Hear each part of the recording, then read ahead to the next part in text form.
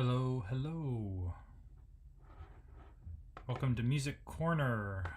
I'm David Kulma, and this is the episode 5 of my Symphonizing project, where I'm looking at and celebrating symphonies by looking at them in extreme detail.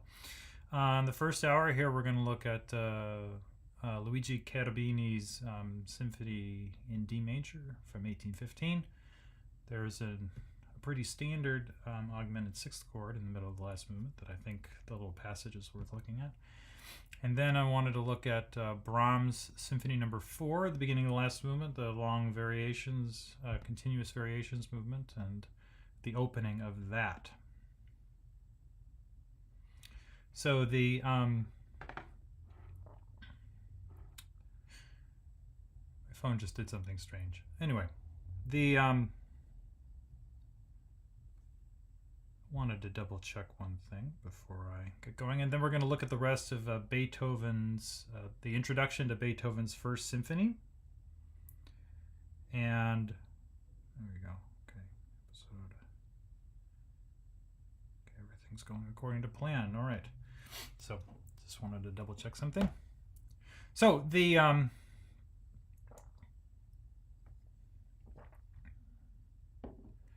so we're going to get going now. So, as I mentioned a little bit about Cherubini when I was mentioning this yesterday on episode 4, the Cherubini's sort of is a little younger than Mozart and a little older than Beethoven, and so he was in his 50s when he wrote his one symphony.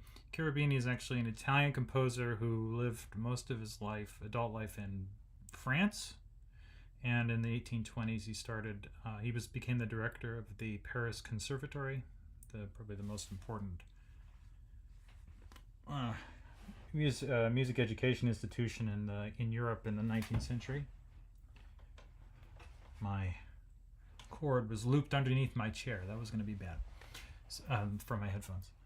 So he worked at the Paris Conservatory later, and this symphony is a pretty good example of a more standard classical style symphony that would have happened, say, in the 1770s when Mozart or Haydn were writing a lot of the most important of their symphonies. Haydn was still writing symphonies into a couple more decades. I can't remember the exact date on Haydn's last set, but the London symphonies are from a little later than the 1770s. They're not in the 1800s though. Beethoven's first 8 symphonies are prior to this 1815 Cherubini symphony. I'm going to say it either Cherubini or Cherubini. I'm going to do them both apparently. And so I think it's a good idea. It's a lovely piece. I think it's a good idea to get some context for what Beethoven was kind of composing around. According to the Wikipedia page, Beethoven thought highly of Cherubini as a composer. He's actually more well known over time. If you ever see his name, it'll show up probably with one of his operas. He wrote one on Medea, the Greek story. So the ancient Greek thing. So anyway, symphony has nothing to do with that. So the that is the previous movement I have up on the screen. I want not that one. I went 2 movements early. Here we go. That's the page I want. So actually I should point that way. Can I point like this? Sure. Okay, over there. On my screen, it's over here.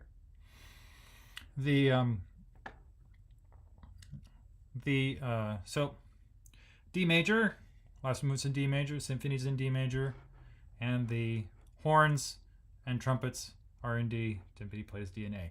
Anyway, so the big tune, it starts with a tonic pedal D in the bass at the beginning.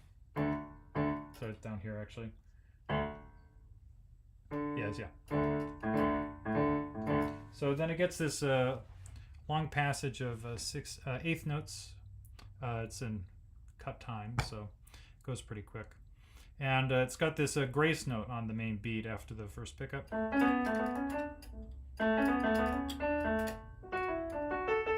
So, da da da da da da da da da da da da, and that repeats in the first violins. And there's that grace note and all this running music becomes very important throughout the movement. But I'm going to go many pages into this. Seems to be in some species of sonata form. I listened to it a couple of times. I wasn't able to pin it down easily. But in the middle of what is really a development section, there is a very common usage. I skipped it already. I have it written down right here, right? 62. If I could look at my notes, I might actually not waste time by just scanning through the document. So after some moving around, there's this passage that starts here with the winds repeating. They're repeating the note E. It's up here. Anyway, and then it's going to move up into a new key through a couple of things. This is in the big modulatory section in the middle, and that is the keys are constantly changing, modulatory. And then there's a very clear arrival point here at this moment. You can see everybody gets pretty fast for a while, and there are a bunch of chords in a row. And then we're very clearly in what ends up being D minor for a little bit, because we're trying to get back to D major to return to the main key after this middle going everywhere place. That's what the development's for. I like the old English language term for it, the working out. If you go read George Grove writing about Beethoven a long time ago, he talks about the working out.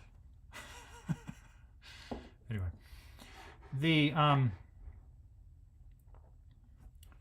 I think that's the first book I read of somebody analyzing music. George Grove's book where he gives an introduction to Beethoven's 9 symphonies. It's a collection of program notes he wrote, and it's very surprisingly detailed for just telling regular people about what's going on. Anyway, I enjoyed reading that. So so we're going to take a listen to that passage. So it's the first system here, it's the last 3 bars of this, and it's also just the bottom of this down here. So here's what this sounds like, and sounds are going to work. Here we go.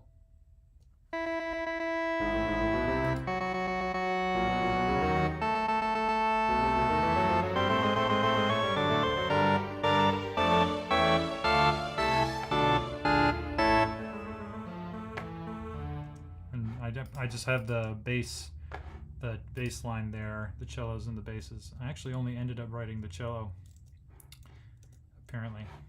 Let's throw in the basses there. Let's listen to this again. So just give you the idea what the key is. That when the key that you hear is for the previous cadence for that little bit of tune to come in. So it's not very long. So listen to it again.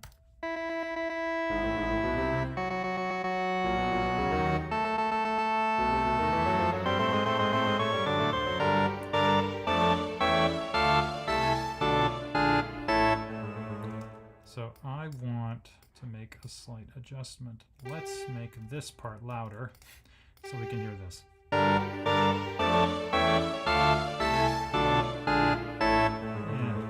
so much, not so much. But anyway, okay. So let's take a look at what happens here. So leading into this, in this little part here, I'm going to zoom in and we can examine the score closely here. So right before this passage that I have here, there's this big arpeggio there's an arpeggio in the strings on this violins going up, and there's an arpeggio in the lower strings going down. Going up and down they're doing the same extended chords. So the basses and cellos are playing.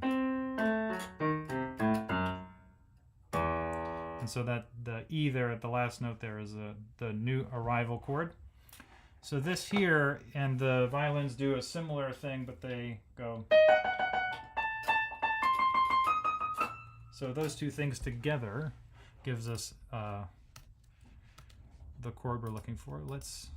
Can I actually write here? Hopefully. So the basses and cellos play C, A, F sharp, D sharp, C, A, F sharp. So those are all notes in a D sharp fully diminished seventh chord. And just so you're aware, the upper voices do the same pitches: D sharp, F sharp, A, C, D sharp. And then they go up to G to resolve, while the lower basses go down to G. So this is a 7 of E, and that's resolving to an E minor chord. So so we've moved into E minor. And then, just in case you're worried that it's E minor, there's also E's and G's up here with the woodwinds. And then everybody plays E really loud. Ba ba ba ba ba ba. So E. So we've moved into E minor. And if you're interested in where this is in relation to the thing I learned to do when I was taking music theory classes, is that if we're going to consider D major to be, if we're in D major, we'll call the key a Roman numeral. We're used to calling chords Roman numerals, but that's the key. So the key Roman numeral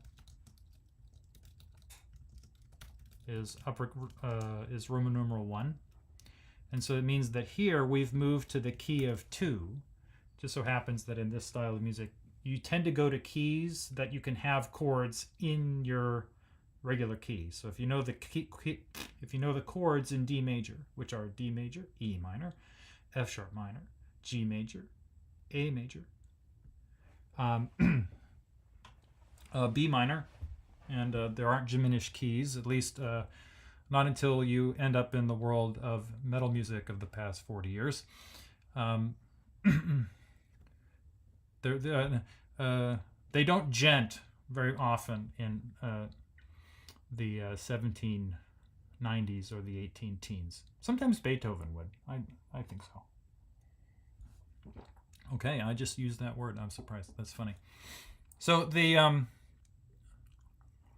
so we're in the key of 2, the second key. So that's a place we're likely to go. So we number it. All right. So we repeat E on top. And then we use that E as the fifth of something else. So the bass takes that E and uses the G sharp. Could be so this E becomes kind of, because it's just an E by itself. If we add G sharp, that becomes like a 5 of A minor, which would have A and C and E in it. So that's what's happening there. So that's like going Sev 1, 2, 3. So that would be Ti, do, re, mi. There you go. I'm doing movable do solfege today. So that E goes from being the root to the fifth, just in one chord. So it's kind of woohoo. That's fun. All right. So then they make it more complicated, because the next line here takes F sharp, is the note that everybody moves to next. F sharp, F sharp. So then, and we get a new thing, and so that F sharp has the same pattern happen to it in the bass. So we're moving up a step. So there's a sharp down in the bass that makes this a 5 of something, and that is in fact B minor. Notice that A minor would be in the key, like that I said 2 earlier. A minor would be a minor 5. Ooh, that's crazy. But B minor was an option. That's 6. Notice that the Roman numerals I'm putting in parentheses, I'm referring to keys, and this is I'm referring to it as a chord in a local key, like the thing that's happening right now. And notice how quick it can change here in this area of the music. But notice that's the reason we get, that C natural here for A minor made sense. And the C sharp makes sense as a part of a passing note in B minor. expect to have C sharp in the key of B minor. So the notes around the chords that you're going for when you're in these little moving places, they tend to move to fit the kind of local key environment. Luckily, which is usually like the key signature, B minor also has 2 sharp key signature. So, and then, but instead of going B minor completely, so instead of doing that on top of the B, it does this. Goes to D sharp. So that B minor actually becomes instead B major. And I'm gonna write natural 6. Okay. Natural meaning that it's not the flat 6. They're not going to B flat. Okay. Then all the woodwinds and brass. What's going on here? Then they move up to A from that B. And that B ends up getting reinterpreted as a 5 of E-ish kind of thing. Let me see if that actually works out, because the lower notes here change. So just goes to show you, I have enough time to make a little reduction for you to examine it mildly before I show this to you. So I'm analyzing in real time, meaning I'm likely to make mistakes or have no idea what's going to happen. So I analyzed the end. I didn't analyze this part because I figured I could do something with it. So we get, let's play it down here.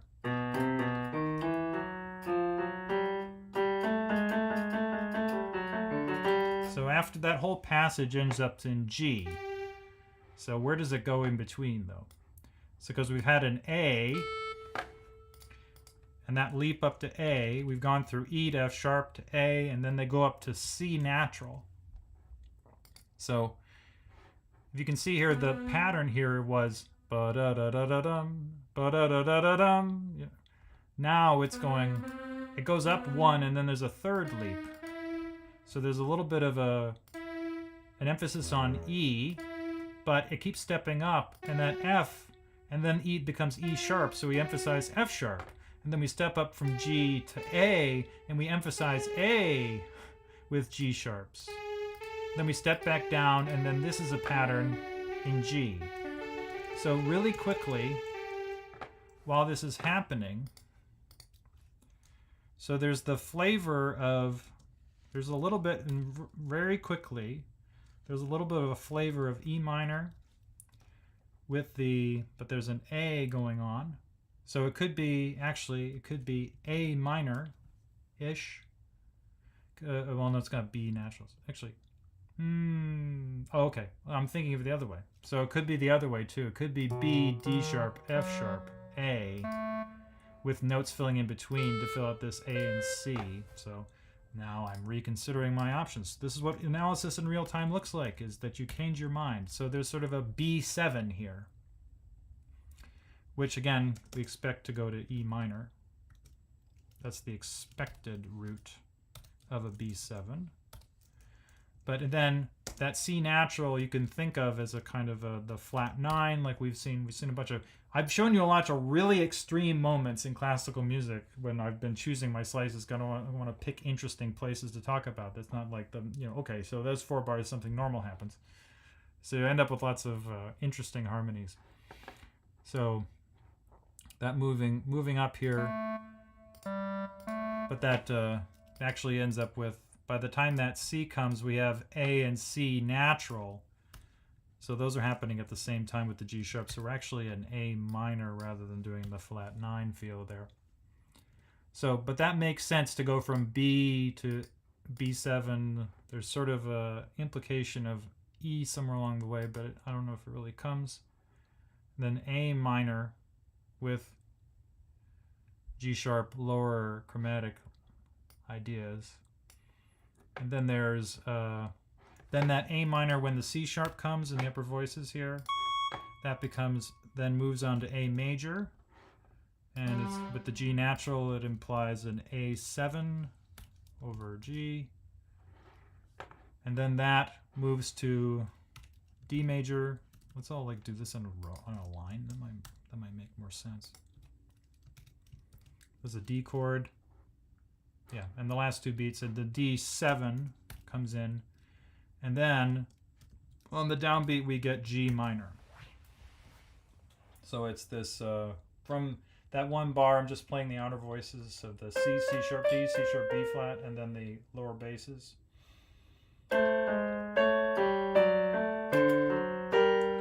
Okay, so that's a pretty convincing move to G minor, which in our key is that's minor 4, a minor 4 key in our given key. So, but that G isn't going to stick around. You know, how much we can how much we're confirming these keys along the way is almost nothing, very little. It's kind of wisps of them as they come by. It's more clear than say Wagner, but nobody's getting a big like boop boop ba-doo boop ba-doo, and then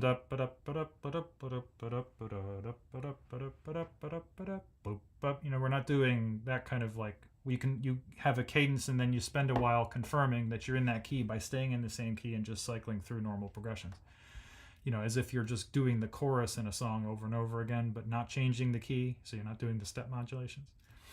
That's kind of like the idea. So, but then the interesting passage, the whole reason I'm here. So, I'm going to start analyzing it in the score now. Okay. Let's do, I get to do this every time. Okay. So, as I told you, it's in D minor at the end. So this chord makes sense in D as a minor 4. So it sounds like a minor 1. It also will function like a minor 4 because of what happens next. So this is kind of it's also participating as a kind of pivot chord in one possible way of analyzing this. So I need to make this really big. And since I'm going to do this in the score, I'm going to make this bigger. Okay, I'm going to zoom in more. There we go. Okay, so that G minor repeats on the second bar. Yep. And then here, there we get a D minor chord in first inversion. So that's a 1-6. Then we get,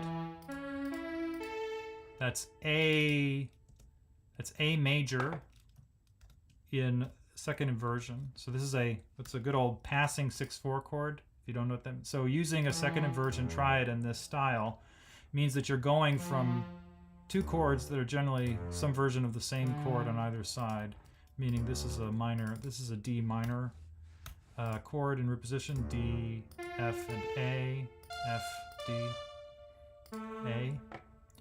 So you're usually connecting two chords that are kind of similar, like this. And then you keep notes, you hold on to some notes on top. Oh, is that really, that's an A. Yeah. So you hold on to the common tone A, and then you step down in one voice. Does anyone actually do that? Not up there. Nope, not there, but here. Yeah. Okay, I could look in the actual score to see if that's true. But anyway, so we call it passing because it looks like a passing tone in between two notes a third apart. So it's a normal 5/6/4. Right, so then we get in D minor the expected, so this is the drive to the half cadence here.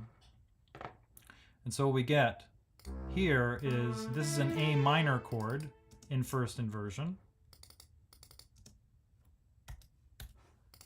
So a minor 5/6, the reason that it's a minor 5/6 is it's mimicking this 4 to 1/6 pattern over here.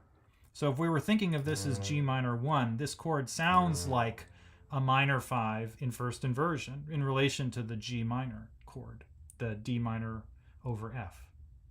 And this is a very common place that you're going to have a minor 5 chord in a minor key, is you take the 5, you just move the the root of your root position triad, and you move down a whole step. And that gives you the minor 5 flavor. And then it goes somewhere else than 1. It's going to go down one more step. So the common pattern is usually something like, if I did it in D, here's D.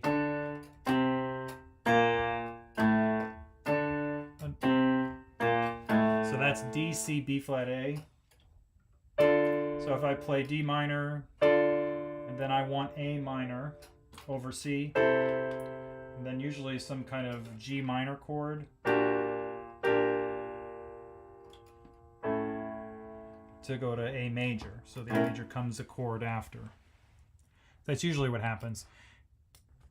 Cherubini does something a little more interesting. So we get the 5-6.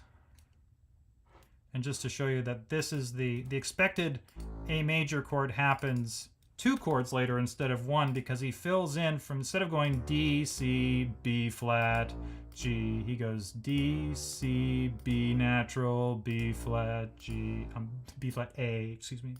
It's A, yeah. So from here, I already told you there's an augmented 6th chord. The augmented 6th chord is B flat, D, F, and G sharp. So I'm gonna want my good friend this over here to help. Okay, so an augmented 6th chord is taking 2 notes a sixth apart. In this case, B flat, and above it, G sharp. So B to G is a 6th. B flat to G is a major 6th. B to G is a major 6th. B to G is a minor 6th. Let me do it this way. So just in case if you need some, if we have, there we go, okay. Trying to think and speak at the same time is sometimes quite difficult. So this, B to G, is a minor 6th. A major 3rd in the opposite direction makes a minor 6th. So if we take G and have B flat instead, that becomes a major 6th. It's 1/2 step bigger. And then to make an augmented 6th, means we have to make it 1/2 step bigger again, which is making G into G sharp. And that gives us our, and I'll write it here as A6. I also like using plus sign 6 to mean augmented 6th. So so then to take an augmented 6th chord, you can fill it in with the standard there are 3 standard kind of options. The one that usually happens here is a major 3rd above this note, which happens to be Do in our key. So what they usually happen in this style, leading up to a 5 chord. So we're going to have lay, that's the lowered 6th scale degree, so B flat, then D, which is Do, our tonic. Then we will have F, which is May, that is Mi, a 1/2 step lower. So instead of F sharp in our key, we have F natural. And then G sharp gives us our Fa up a 1/2 step, 4th scale degree, G is G sharp. So that gives us our 4 notes. And notice that if I respell this, it's just an A, B flat dominant 7th chord.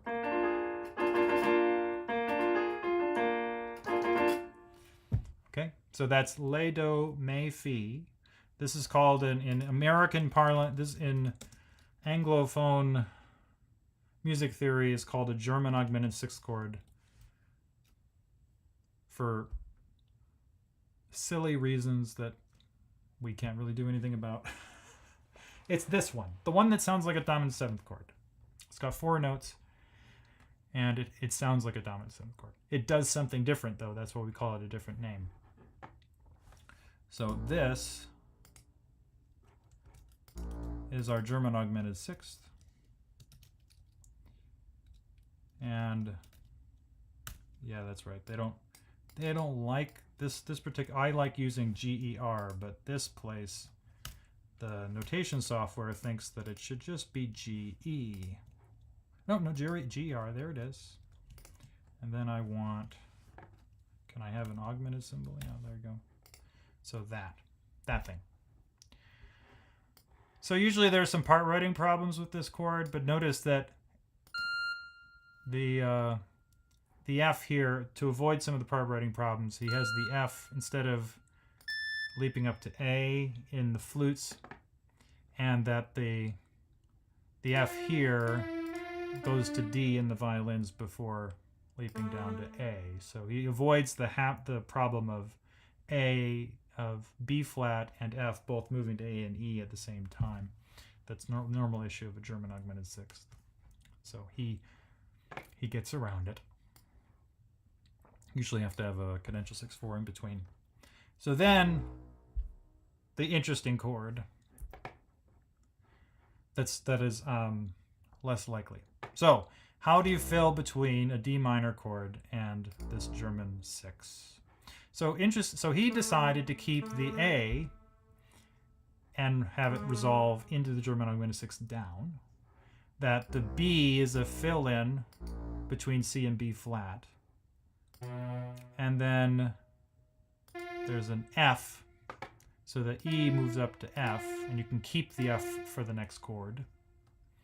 So that B, F, and then there's a D as well. Yeah, there's D, which the D holds over to. So if I wrote the chord here, what we're doing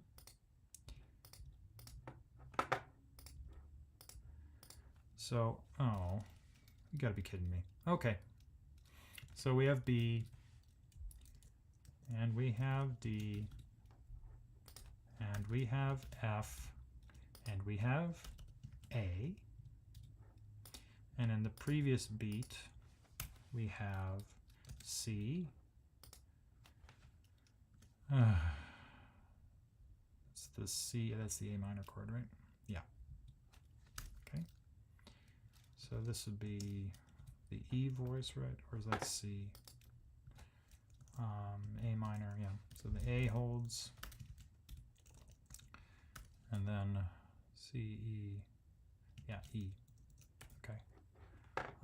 C goes to B. We are gonna think of, it doesn't really matter. E goes to D. Yeah. A. E goes to D. Okay. E and F. Okay, so there we go. So that's our pattern here. So notice that it's two notes from the next chord, one from the previous chord, and then the chromatic line on the bottom. And so that gives us minor 5/6 to German 6. And then this thing is a half diminished 7th chord, which is built on 6. So I don't really have a good number label for this. We could just call it 6 half diminished. I mean, yeah. But just notice that it does take the 7th of the chord and resolve it down by step, as expected. Now, the B is supposed to resolve up to C for if we're going to use a half diminished 7th chord, like it's a 7 going to 1. Clearly, we're not going to do that here. But a secondary option is to have that B7 go to a C dominant 7th chord. So the root going from B to B flat is a possibility under completely different circumstances. So this is a moment where all the voice leading makes beautiful sense, and we just don't really label it very often. So the Roman numeral seems kind of weird. So it's the raised 6 half diminished 7. There you go. So that's that. So I'm going to play it all again so you can listen to it. And so just note that it really does sound like a 5 of D minor here on the arrival of this chord. And that we're moving through to G minor, we're moving through E. We move through, it sort of starts off in an E sound, and then we move through A and a little bit of sort of inklings of E, but really A to G. So it moves through a bunch of keys really quickly, and then really confirms D minor, which is the minor 1 key. So the parallel minor, yeah. All right, here we go. Let's watch this happen. Da, da, da.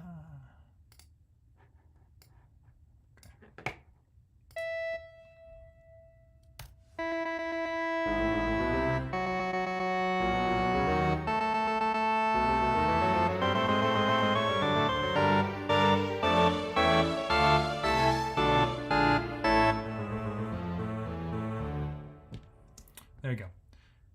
Relatively straightforward passage of heavily modulatory music arriving on a half cadence with an augmented sixth chord in classical style. So, lovely. All right. Moving on to music 2. So something that's hopefully a little bit more familiar is Brahms' Symphony Number 4, the beginning of the very last movement.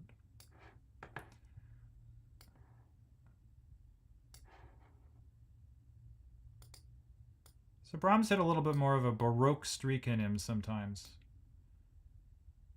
in his kind of looking backwardness in some ways. It's not meaning his music is backward, but that he was interested in the past in a way that other composers prior to him might not have been. But he was also a composer of his time, so we know how to use all the updated language. So it's an interesting combination here. So there's a continuous variations here. It's kind of, I've been studying Beethoven 3 recently, and so there's a variations in the last movement, and it's kind of like that, I guess. But E minor really gives me a more kind of a Baroque feel, the way of variations like that would work. So so there are two kinds of, the music academics talk about two different kinds of variations forms. So variations, you can be, the sectional variations are where you do a thing and you cadence and you stop. And the music could end here, and then you can just plug in and you just do another variation right at the end. So a perfect example is is Mozart's A major sonata. It's the one that has the Rondo a la Turk as the last movement. The first movement is this. That's a,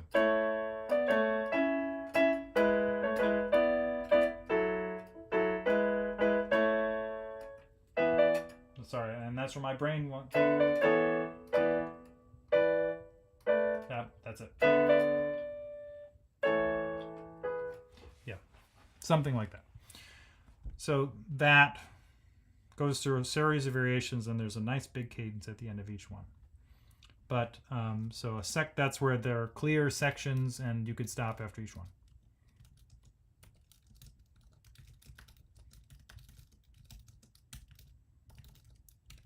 Then there's continuous, which means that, and I cannot spell continuous, apparently. There you go.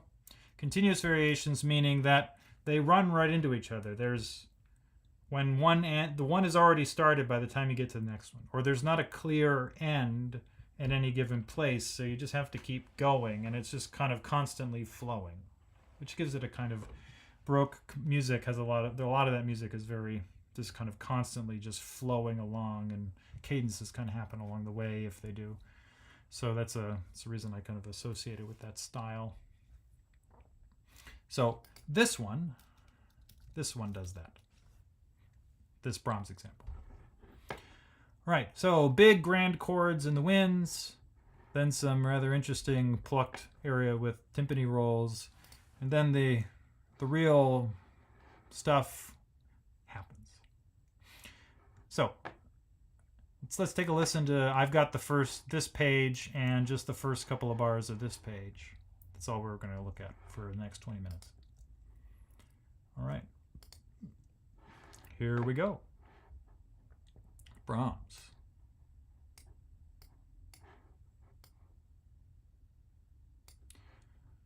Let's zoom.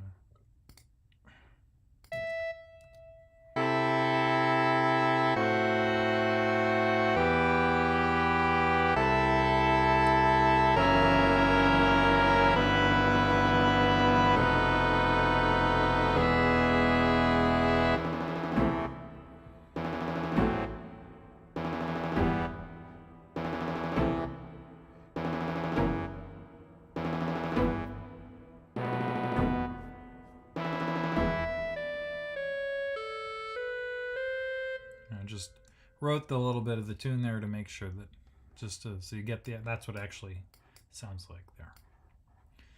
Okay, so important fact about this: it's a symphony in E minor. We get ourselves an E minor key signature, but Brahms being Brahms, the previous movement is in C major. It's the big famous bum ba da ba da dum dum.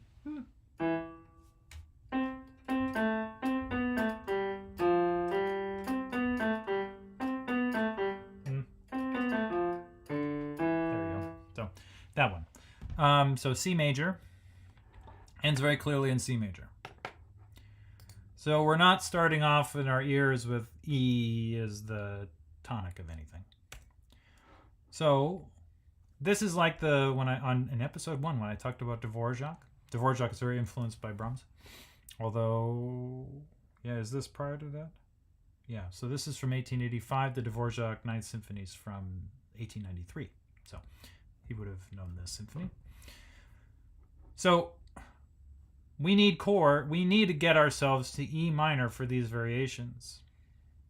Somehow we could just start that way, but this is a late Romantic symphony. We're not going to do that. Brahms is going to do something more interesting. Composers starting with like Mendelssohn and in the 1830s and 40s and Schumann, they like starting stuff not directly on the tonic, like a predominant chord like 2 or 4 to lead you somewhere. And so this is like, so you start a little bit in the middle and then you kind of flow into it. It's kind of like as if the music was a babbling brook and you just kind of jumped in the middle. It's very different than the beginning and the middle of things yesterday with the Nielsen, which is just bombastic, kind of stormy. So, but here, harmonically, this is more complicated than just starting in E minor. Thank you for your comment, for Lou. I'm glad that this is something that you're finding helpful and that you're grateful for. I'm grateful that you're here. If you have any questions, let me know. So this next part here is that we're not going to start directly on an E minor chord. We're going to start with something else. So I'm going to, how do I want to do this one? Do I want to write it here? I want to have note names for this. Yeah, I'm going to need note names. Okay, so we're going to do it this way. So we're going to look at so notice we've got trombones, timpani, 2 trumpets, 4 horns, contrabassoon, bassoon, 2 clarinets, 2 oboes, and 2 flutes at the beginning here. So we're going to zoom in and look at the notes here.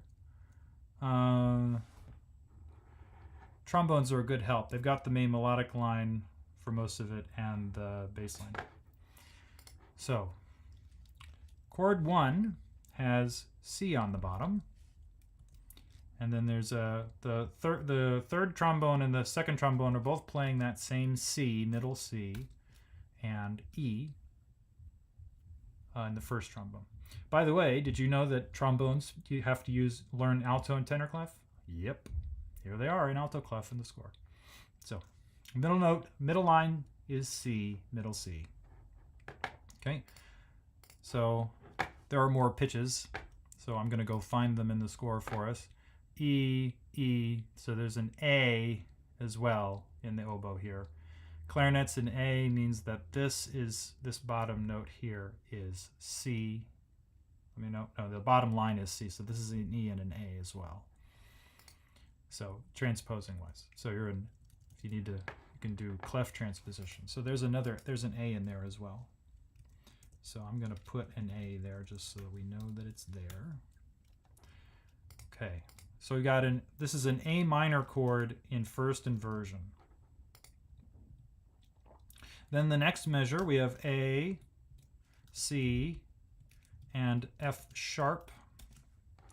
And if I'm correct, there should be, that's everything. Okay, so that is an F sharp half diminished 7th chord. How am I going to write this? Oh yes. Does that work here? No. Okay. Oh, okay, here. Now I know what I can do. Okay, let's go over here. Let's do this. let's grab.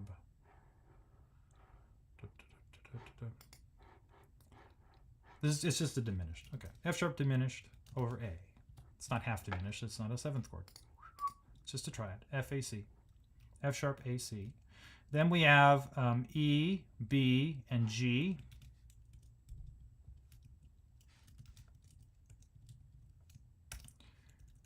Okay, so that's E minor.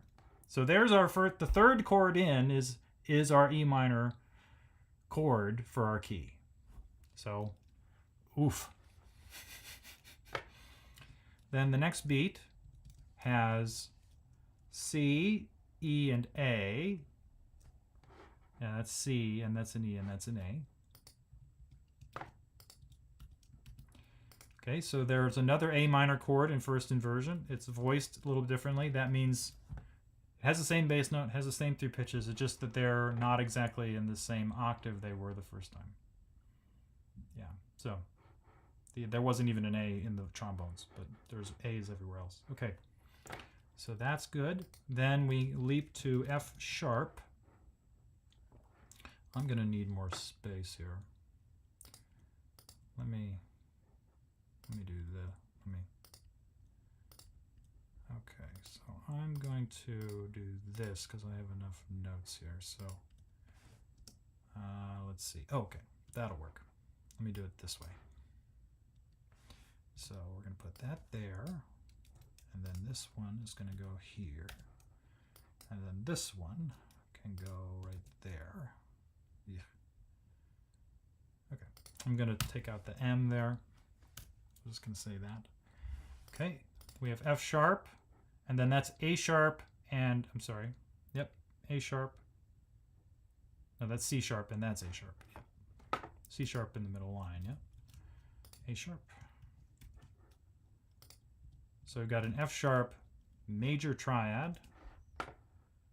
And just so you know, there are E's that come in the horns here. The horns in E playing C sounds E. So it's actually an F dominant seventh chord. So there are E's here.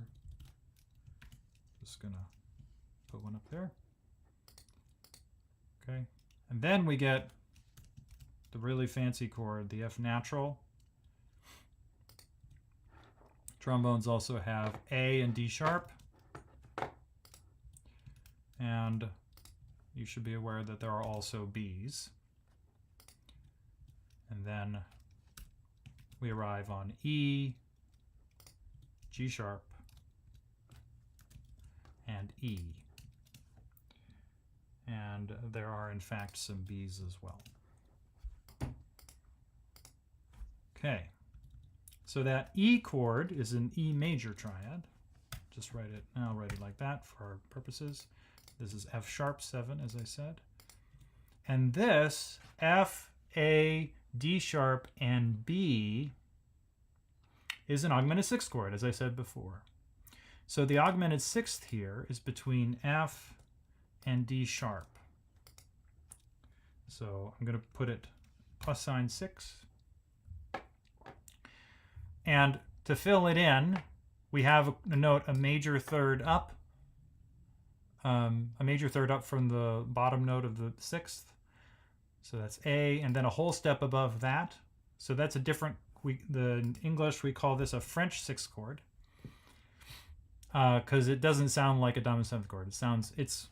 That whole step makes it sound more buzzy, if you like. Now that's, ooh, that was cool, but not the right chord. There it is. So, but you should know that this isn't in the same place in the key that that Cherubini example was. The Cherubini example used it right going to 5, right, going to A, right, the B flat went to A, and this was 5 in our key. But this is going to E major, and this is 1 in our key. Like, we're going to end up in Roman numeral 1. So he's using it before a 1 chord, not a 5 chord. So that different placement in the key makes a big difference. So now I can take my chords here, and we can kind of see how they relate to each other inside of a key. So as I said, there's a very clear arrival on E major at the end of this passage. So listen to all of this again and notice that it really does sound like E when you get to the big last chord before the boom chick, right? Because it immediately flips back.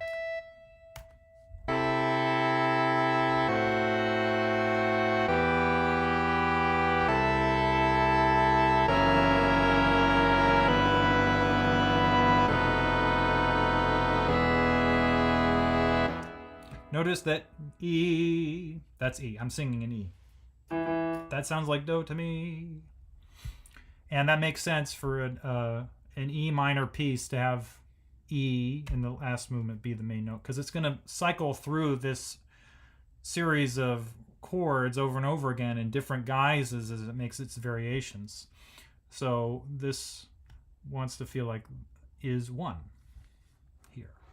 So it means that if we go back, this E minor chord, the third chord, is a lowercase 1, so minor 1, which is the key. I mean, we're in E minor. And this mostly sounds minor-y to me rather than major.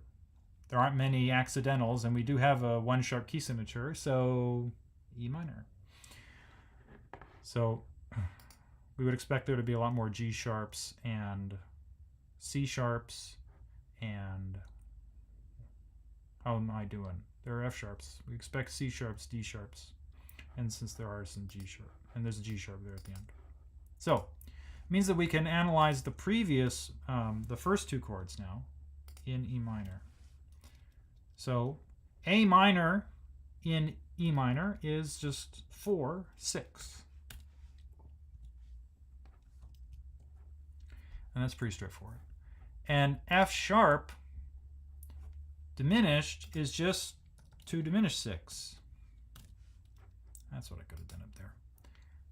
0. Just 2 diminished 6. But they go to 1. So if you remember when I was talking about the Dvorak in episode 1, the cadence, the plagal cadence that happens at the beginning of at the end of the introduction, brass introduction of the Largo, ends with this progression, 4, 2, 1. So this isn't a cadence here, but it's the same basic progression. So it's this plagal motion of going from 4 to 2 to 1. That makes sense. So we go to 1. Then we go back to our 4, 6. And then it gets more interesting. So we have an F sharp dominant 7th chord. F sharp dominant 7 in the key of is the dominant 7th chord in the key of B, which is 5. So this is a 5, 7 of 5 chord. I'm gonna move all of this over 1. So what we're expecting in this moment here is just a 5 chord. It's a very straightforward progression to go from 4 to 5 of 5 to 5 to 1. In this key, it sounds something like this. Okay, 4, 6.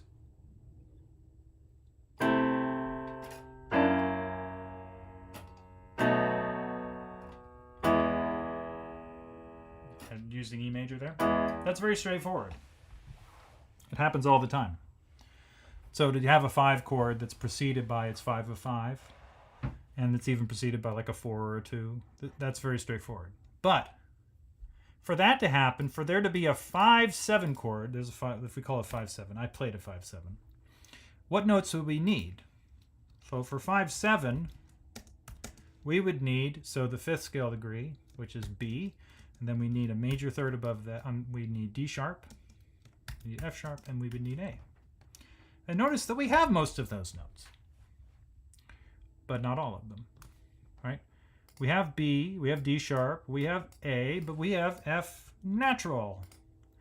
And we have F natural instead of F sharp.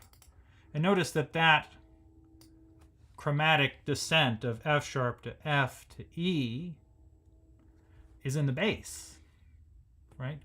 So what this French 6 chord is doing is fulfilling the role of a 5/7 chord in an authentic cadence.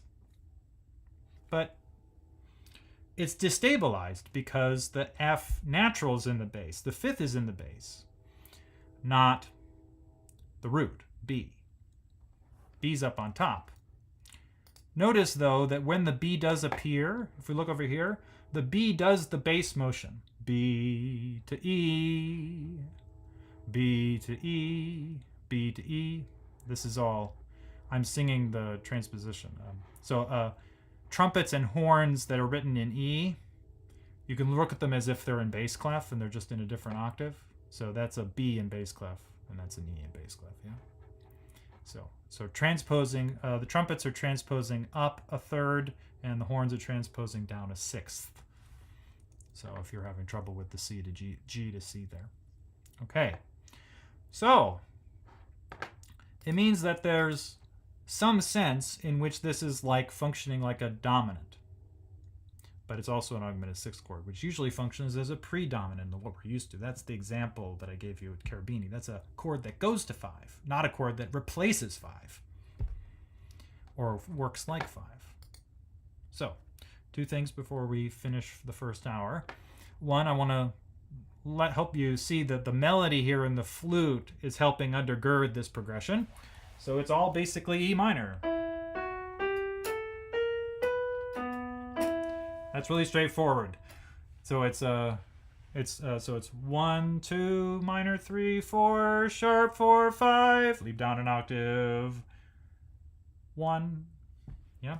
So in movo do solfege that would be do, re, mi, fa, fi, so, do.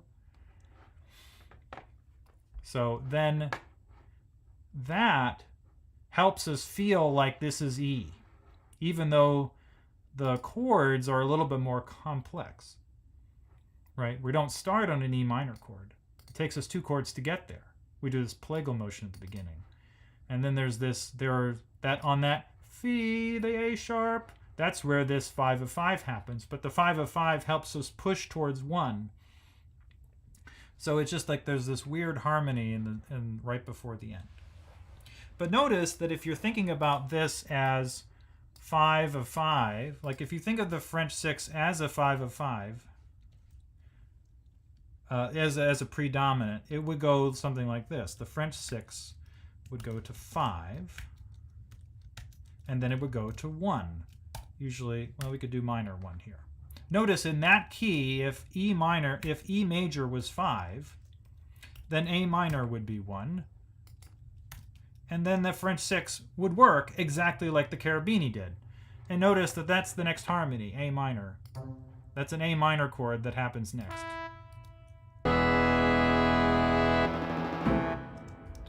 That's the A minor chord from the beginning, but it's the first inversion. It's the same progression that happens again. So it kind of cycles back around in on itself.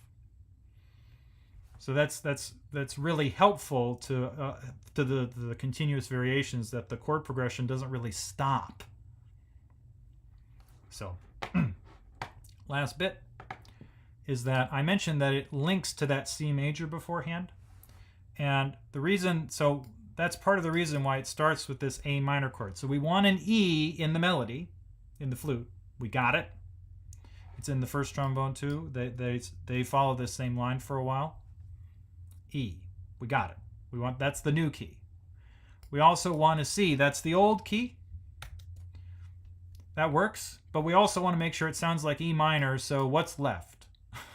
We add an A. And we get A minor.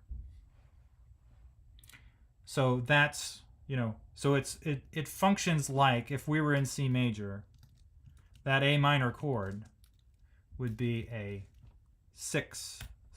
So it's a way to smooth the gears from that big C major movement that just happened and the E minor movement that we're just immediately starting with. So that predominant beginning of starting on 4 helps create the continuous atmosphere, even though we're changing movements, and we've listened to a lot of people cough for about a minute and a half in an orchestral performance. Everybody in the hall needs to cough in between because they don't want to cough during. So There you go.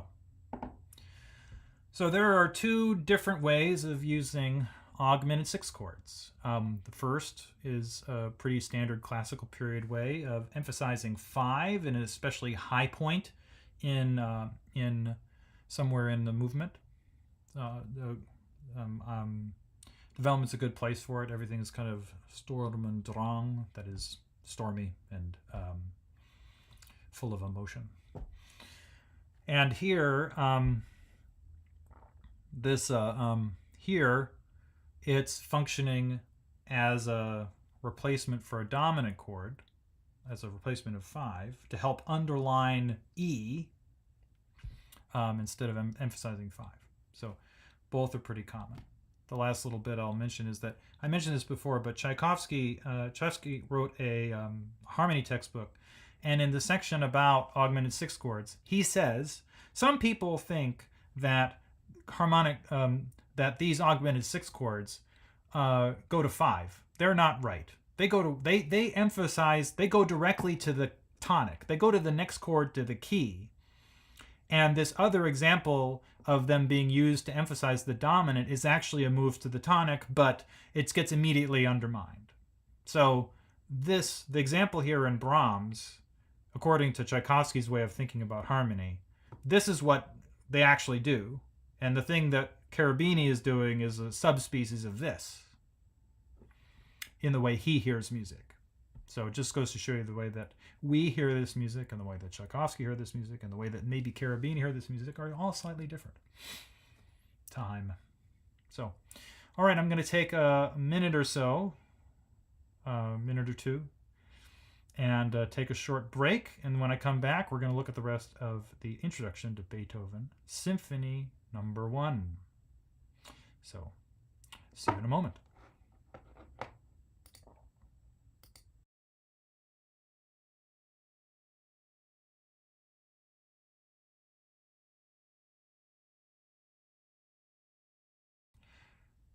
That's going to bother me. I didn't change the picture there, so I am going to change the picture before I leave, because that's going to drive me crazy to have the wrong image flashed there, because that's not the right episode. I knew I forgot something. There we go. Okay, let me find my new image for this episode, and I just put that on this scene, not the other scene. That's it. Let me undo that. Ha ha. So I'm going to have to do it in the other scene. Okay. I'm still talking because I'm doing this right now. So I'm turning it on, and I'm putting it here, and you get to watch me do this in real time because I'm a lazy person. Okay, that works. I'll be back in a couple of minutes.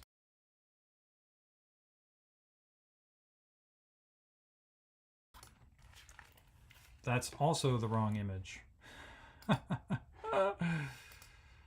I wanted this one. There we go.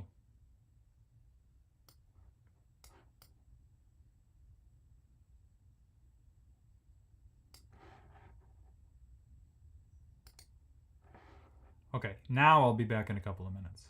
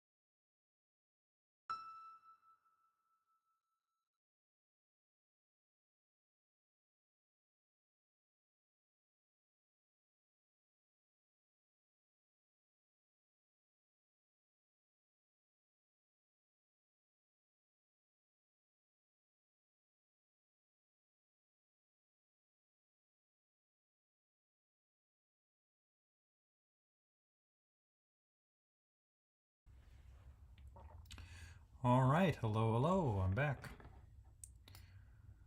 So, yesterday we left off with the last, what was this? It was, this is measure 8, so 9, 10, and the beginning of measure 11.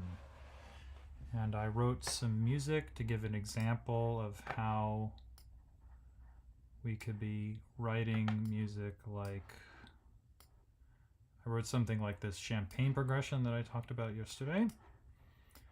And we looked at this, and I spent some time talking about whether or not, the brass notes fit in that chord here. That's this chord right here, because they have a C against a D minor triad that usually, based on what the previous chord is, D minor over F. And that C is below those Fs there. So, anyway, orchestrational problems. So, I wanted to, so we're going to get through the rest of the next few measures to get to the beginning of the sonata form proper when the fast music starts. And also, I wanted to write some music that includes this basic progression here of arriving on a cadential 6/4, and instead of moving to a cadence, you pass through, instead of going to 1, you pass through a 5 chord, you pass through 5, and you get to go to 7 of 6 to 6. And so that's moving from C major over G to a G sharp fully diminished 7 chord to A minor. That allows us to avoid the cadence and do something and do more music. So instead of arriving, we can repeat what we've done before in some new way and then cadence, which is what Beethoven does here. So what I'm going to do is I'm going to get to the end here to show the repetition, and then I'll write something that's similar. Okay, so I transcribed the first half of this bar last time. So let's listen to just that little bit of this music here. So here's from the tune da dee da da da da, G sharp A F D C B D C B, from there to the beginning of the fast section.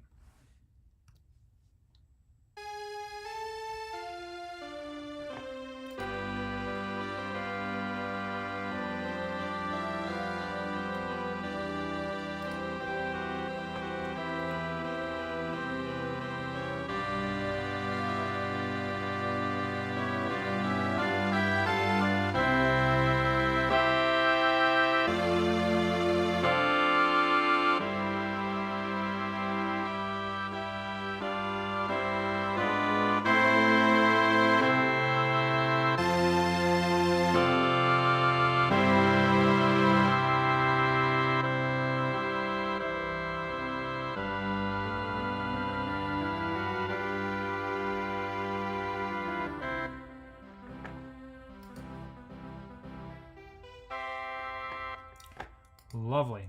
Okay, so notice that we do the big four. Then we go chord, chord, chord, chord, da da da da da da. Chord, chord, chord, chord, bum ba dee dee dum bum ba ba da ba da ba da. So there's the alternating chords between the sections. Then there's a little melodic bit where everybody plays. The chords happen again, and then we get a different little melodic bit in the horns, and then the scale, and we're done. You know where that is, we're off to the races. So that's an important aspect of this music. So this section here. So we have alternate chords to, let me create some space here. Alternate chords to group melody, group homophony. That's what I called it homophonic yesterday. And then we get so instead of cadence, deceptive, and try again, alternate, alternate chords.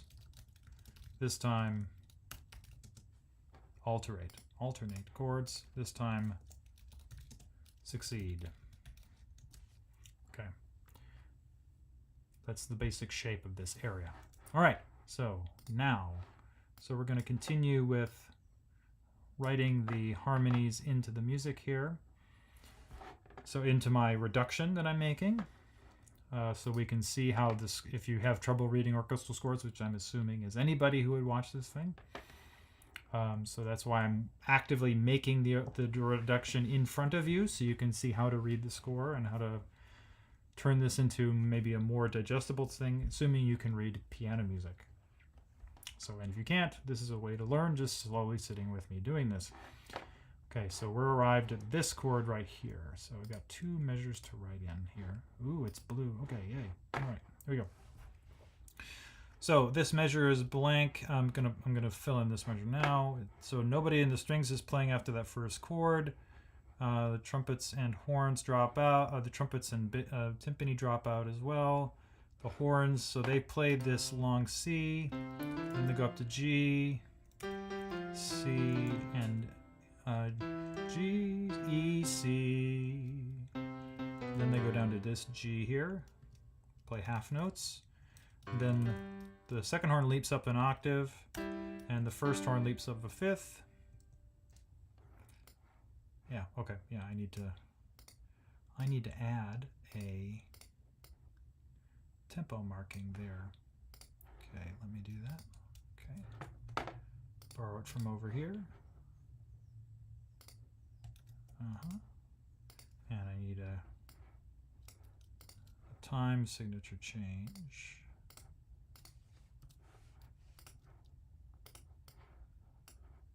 Okay, and I want it to be cut time, see with the slash through it. There we go.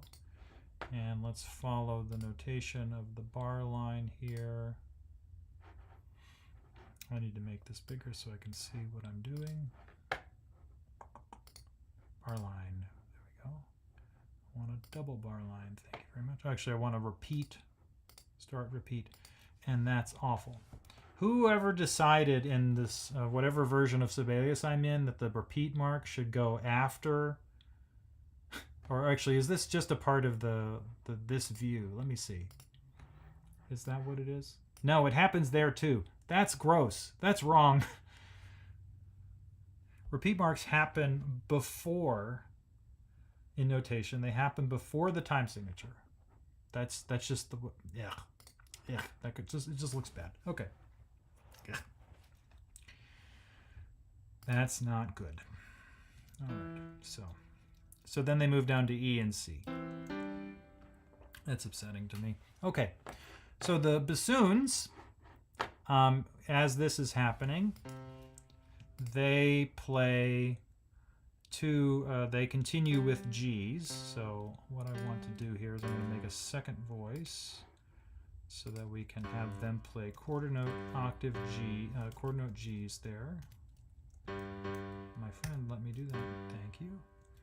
Then they have octave G's in half notes still to there, and then they both leap up to C. Lovely. All right, the clarinets in this little big chord, they have this C and this E here. All right, let me zoom in some. There we go. So this C and this E, and then we go from, and then they move up to E and C. That's this line. Remember the clarinets are written in C here. They have C clarinets for some reason. I've explained in another episode basically why that is. Not much, I just said they had them at the time and they used them. So E and C. So they go from D and B to F and B, and that's E and C. So that's the clarinets here. Okay, we're going up to this line, the oboes. So the oboes are playing, start on this C and E, and then they move down to this B and the F above that. Then this F and B that the clarinets are playing, and they resolve to the same C and E. The flutes play the oboe parts up the octave. So we want that C and E here. That's a repetition. So we want that F, that B, and that F. And then this F, and that B, and then an E and a C. Okay, that's the woodwinds and the brass, the horns really. Okay, and then in this measure here, all of the strings play an ascending G major scale in the key of C major. And then they descend from C down to G, from G down to C as a part of a C major scale. Ooh, I'll explain why in a moment.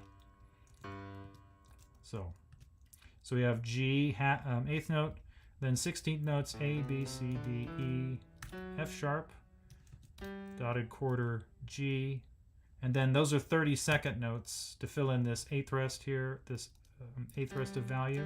So I want 32nd note G, F natural, E, D, and C. Okay, so let's do that. Okay, that's the cello bass line, so it sounds an octave lower as well. Okay, and the let me do it this way. The violas and the violins all play this in this octave here. So that's G up to G, and that's the same as that G up to G there in the two violin lines. Okay, now I can add the octave lower. And here I'm going to take this C out. We'll put one there just so we know that it's there. And this is where this music begins. So dotted half note C, dotted eighth note G, and then a 16th note B. And it continues like that. We're going to worry about that later. Okay, here we go. So now we're going to do a quick harmonic analysis of what we just did. That is adding Roman numerals, and I'll mention anything else that comes up. Okay, so from before, we have, this is a C over G, just to follow our 1-6-4 chord. So that continues up here in the woodwinds. They're still playing a C, E, G chord with G on the bottom. This is a cadential 6-4 chord. If you don't like my 1-6-4 Roman numeral there, you get to make your own choices otherwise. All right, so, and notice that the second bassoon here is below the second horn doing its tonic arpeggio, that is C, E, G, going from G, C, C, G, E, C, and then they both sing that G together. They both play that low G. So then, what's happening next is just a big, so the scale here, I don't like that. Why is this all in like 5 different places? It should be aligned up. Okay, so it's 5-7, and I'll tell you why. Because what happens up here? This is the woodwinds. So you've got G, G, D, B, F, B, F. So that's G, B, D, F. And in the second half of the bar, it's still G, G, B, D, and F. F there. So it's a 5-7 the whole bar. And so you might think it would make more sense for Beethoven to have the strings play this. So I'm going to play this for you from here. And I want you to listen to the F natural so doing a C major scale starting on G, going up here, and how this doesn't sound as good as with the F sharp. So from the A minor chord.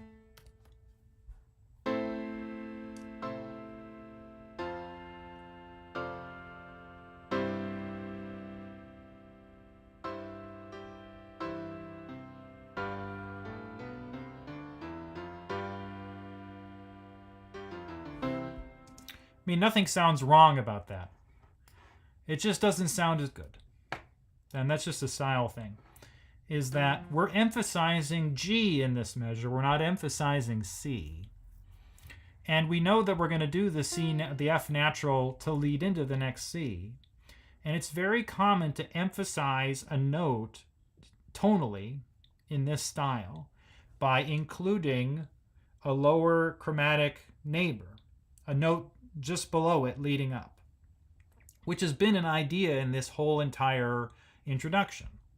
So here's the F. I'm going to put the F sharps back in. Listen to how it sounds with the F sharps, just from the C, from the cadential 6/4.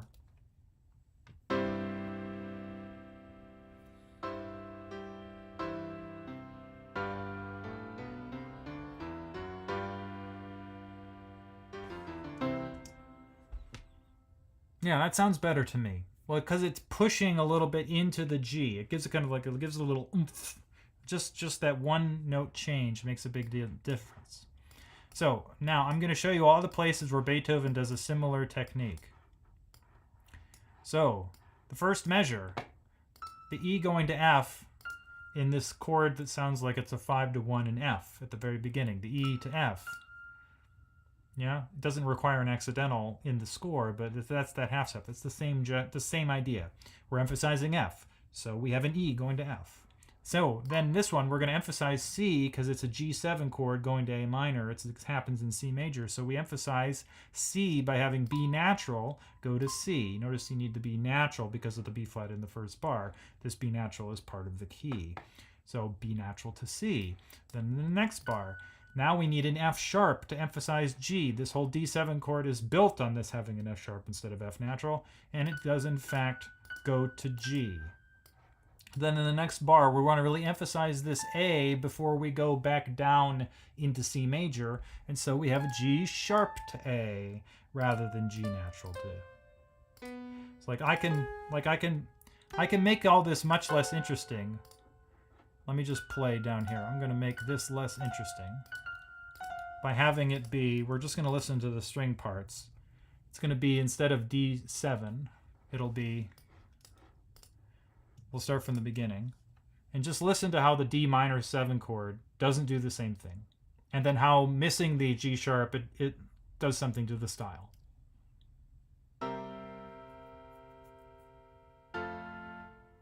Normal. Surprising but normal.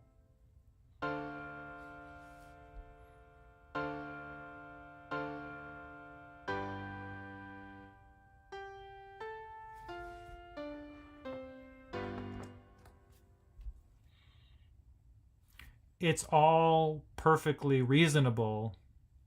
Those two changes I made make this music perfectly reasonable, but it removes an inherent aspect of classical period style and romantic style, which is just this souped up, is chromatic pitches leading into notes that you want to emphasize. It's the highest note. It's the next arrival point. Those are all reasons to have a note a half step below. So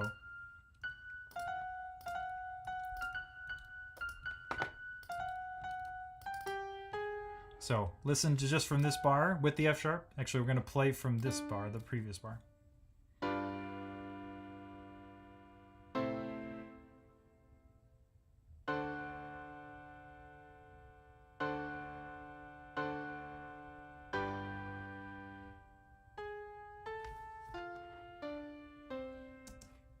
I mean, that's just how this music works. Taking that a little bit out just makes it like it almost turns it into like an exercise rather than an actual, like, a very important piece of music. So then in our G7 chord, we expect the important note that's going to emphasize the C that goes next because we need it is this B that is the melody note that gets emphasized over and over again in this bar. And we emphasize that C even more by doing an appoggiatura D above it. So it's not just C, D, not just B to C, we go B to D to C. So by delaying the C a little bit with the appoggiatura, we make the C even more important. So it's, this is how this music works. And then to really make sure we know this C, we're going to go C, B, B, C, B, C, B, C, B, C, and then we're going to emphasize D in the next bar. So we go from C, C sharp, D, da, da, da. Yeah, I mean, this is just endemic to this music. So then we're going to emphasize that D a couple of times in this G7 chord. And so C, C sharp, D, and then it happens down here, C sharp, D in the secondary voice. then we emphasize this. And so the B that's supposed to be here, still has the B? Does anybody have the B anymore? Nice. The only person who has the B is the first bassoon. He does what you're supposed to do. Everybody else moves somewhere else. Okay, so then this G sharp to A here in the bass is just like the first melody time. G, G, G, G sharp A. That's the melody gesture happening here in the bass. And so this F sharp is doing the exact same thing the whole time. We're just emphasizing different notes here and there. In A, mostly otherwise, every other note is in the key. Except for the B flat, which is just a version of this kind of idea, but going down instead of up. All right. So there's a disquisition on lower chromatic neighbors. Okay. lower, emphasize a pitch with a half step below, written as a different note name. So, all right, that's the harmony. Is there anything interesting about the orchestration here that I should mention before I move on to the next bit here? Okay. Okay, a couple of things is that, so the tempo markings, so the metronome markings here, this half note equals 112, and the metronome marking on the first page, half note equals 88. These are Beethoven's own metronome markings, but he made them in like 1817 or something. This is from like 1800. So when Beethoven published his 7th and 8th symphonies around that time, he actually knew the guy who invented the metronome, Meltzel. That's why it's MM. When they often write MM, Meltzel's metronome. Yeah. So he's one of the first people to use metronome markings in scores, and he, in his own life, he would complain about sticking to them too closely or whatever. But anyway, there are his own metronome markings, but they're from later. They're not from the exact time period when he wrote this piece. So people don't tend to take Beethoven's metronome markings seriously. And but they cause some problems in interpreting this score in this example. Can I not have it be highlighted, please? I don't want it highlighted. Can I? Thank you. Okay. Because the 88 here is not a direct relationship to 112, right? So this, how to get from da da da da da da da da to something like dum dum bum ba dum bum ba da ba da ba da ba da ba da ba da, right? That's very, very fast. So how do you handle these 30-second notes is a thing that'll come up if you listen to lots of recordings of this symphony. Is, do you play this whole measure exactly strictly in time, and so that you end up with something that sounds like this: da da da da da da da da ba ba ba ba bum ba ba dum ba ba da ba da ba da ba da ba da ba. I mean, it sounds kind of awkward. But you're not following the notation if you do something like da da da da da da da da ba-da-dum, bum-ba-dum. I mean that, because those are something closer to 64th notes. So, welcome to interpreting music. Okay. To be perfectly frank, any of them is fine. Just, you have to pick a decision. Just because my understanding, the stories that I've heard, I haven't read a lot about Beethoven and metronome markings because I honestly just don't care that much.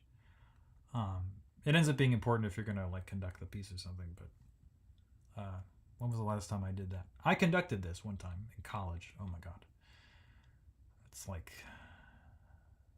what year would that have been? That's 20 years ago. Oh, I'm old. Okay, so here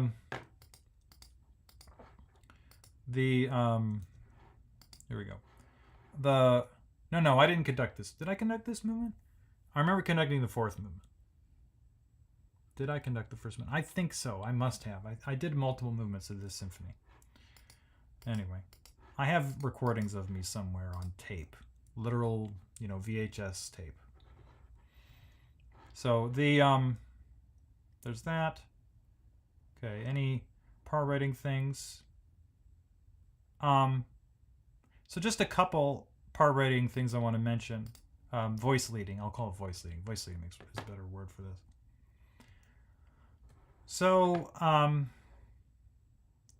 one of the things that I've noted, when you look at this score really closely, the bass line here starts on B, like this in this previous phrase, B, and then it leaps down to G to go to this C here, the C major chord that arrives here when you start the alternation. But so this is done to make this a root position chord rather than the inversion that happened earlier. So he wants a root position chord here. But what's interesting is that he doesn't have the second bassoon follow. So the second bassoon holds on to B and then resolves to C. And I've already sort of telegraphed the reason for this. So what I've worked out here is that the reason that doesn't happen is because every other voice is doing one of these upper, like the horns do the G to C. So we reinforce the bass, the roots of the chords there, the bass leap of a fourth up. And the other every other voice is doing one of these upper two voices in sixteenths that moves from F and A down to B and F down to C and E. So it means that if everybody that was playing that bass line moves down to G there, you don't have the seventh of this key, B, the third of the chord, that does the resolution up by half step. And that's one of the most important things about making these progressions really work when you have lots of voices going on. So the bassoon is necessary to stay on B there to make sure that you have that note still happening somewhere. So that's why that difference takes place. Another thing I want to mention is that in these alternating in the chords up here in the woodwinds, I'm asking myself the question is, as I'm looking at the orchestration going, so the flutes, so the oboes go from C and E up to E and G and move down, and then they stay in this same register in the middle of on the upper part of the staff. And the flutes are just doubling this line up an octave. And so in thirds. So that all makes sense why the flutes do this big leap up, so that you can just have it happening in octaves there. But what do you do with the clarinets? Because they're going to end up an octave lower than the oboes here, doubling the horns down here, who the horns are doing this third line here. Right, so you have it in 3 octaves. The flute's on top, and then the oboe's an octave lower, and then the horns are an octave below that. And so it's like, well, you got clarinets, what are you going to do with them? And he made an interesting choice here in these 2 chords, is that he wanted to even out the sonority somehow by not overloading any particular area in the middle of this chord, because the bassoons are playing octave Cs below this. So let me actually let me show you I could just show you the orchestration here. So notice here that this, so does anyone actually play, so that one, I'm going to pull that one out because it's not actually there. Well, so this is the bassoons here. Yeah. So these are the horns. Where did this C come from? Oh, that's the wrong measure. I'm sorry. No, that's the right measure. No, yeah, no. Da, da, da, da, da. How did that happen? How did I end up with that? So E, G, G, E. That's E, and Ah. Oh, okay, that's why the C's there. That's the trumpets. So I'm going to take the trumpets out for a second, just to show you this orchestration here. So this is the bassoons, and these are the horns, and these are the oboes, and these are the flutes. And so it's like, well, if you're going to have the clarinets fill this line in, how are you going to do it? Like, do you want to double the horns? I mean, they're the loudest instrument playing this particular line, so they're going to stick out just fine. You don't need to reinforce them completely. So he made the choice of having the clarinets leap to the second oboe note and the first horn note. Right? You can't go too far away. Like, you don't want them to leap all the way up to where the oboes are playing. So both oboes. So it's kind of a distributing. So if I wrote it out, if I showed you with note heads, this is how we ended up orchestrating it. So it's the linking of the horns and the oboes together with the clarinets. That kind of seems like a pattern he makes orchestrationally. So I just think that's interesting that he makes that kind of choice. So I'm just going to return the reduction to where it was before. So those are the trumpet notes. Okay, there we go. And then he doesn't do the same thing the second time because the horns are no longer playing that higher line. The clarinets are going to stay down in the octave that would have been the horn line there. So it's based on some other changes. There's a certain kind of orchestrational balance he's going for with how he voices the woodwinds among themselves. So in that idea, the reason I bring that up is I wanted to talk about this a little bit here, is that, so notice that again, the flute, F, B, C, and the oboe, F, B, C, and the very top, and the other part is, they're just switching between the two notes of this tritone. So we have B, B, F, B, B, F, E, B, F, E, right? So we're just exchanging notes and then resolving.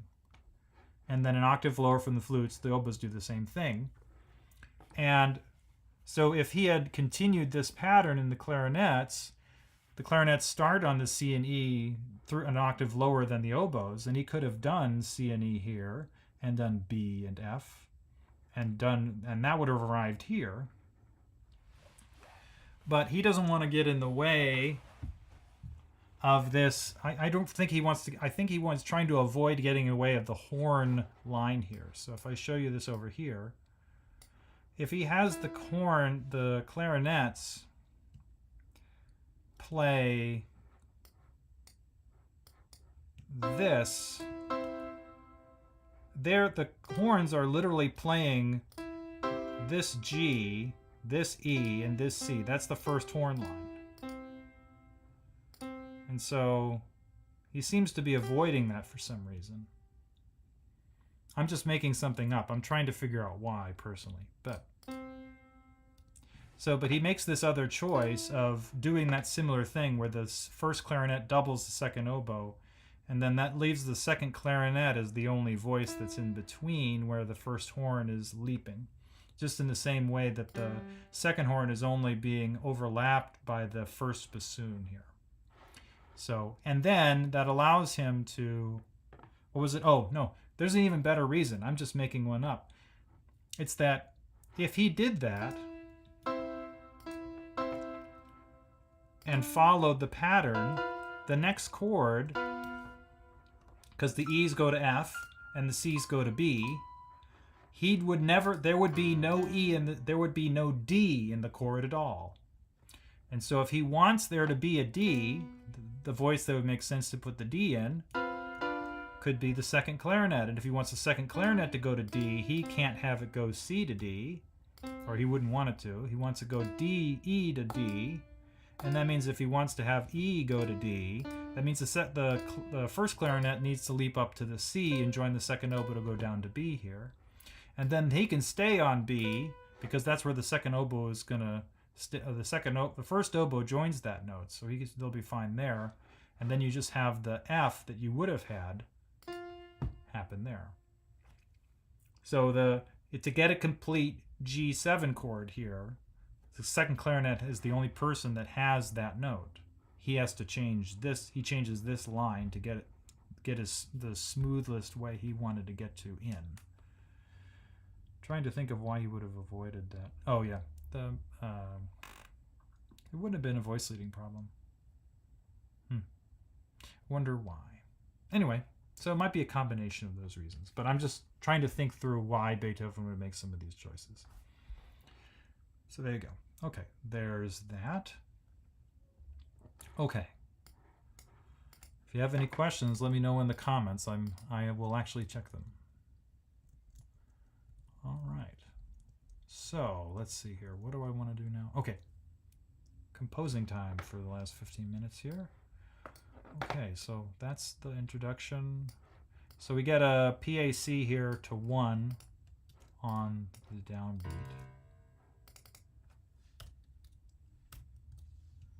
All the resolutions work. And the melody begins directly on the arrival point.